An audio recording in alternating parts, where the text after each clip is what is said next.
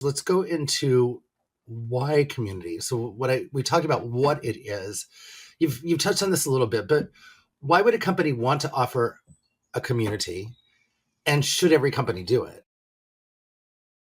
Should every company do it? That I'm not so sure of, but I do think it does provide benefits in, especially like I'm thinking about in our particular scenario where you are gaining some kind of technical expertise in this area. In this case, it's a product that you work with and use.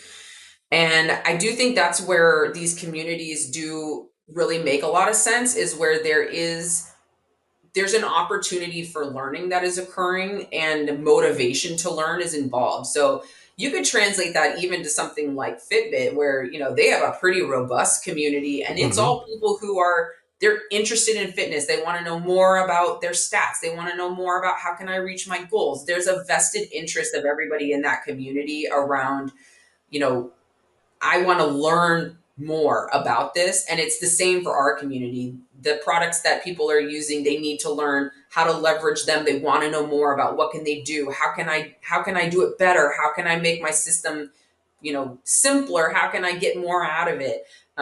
So there's this driving force behind it that is learning. And I think if you have that, a community like this can be really beneficial. It's a very common um, in this, in this generation, it's a very common mechanism that people are familiar with on in a digital space, and people just kind of inherently know how to do it. It's not a new paradigm that they have to learn.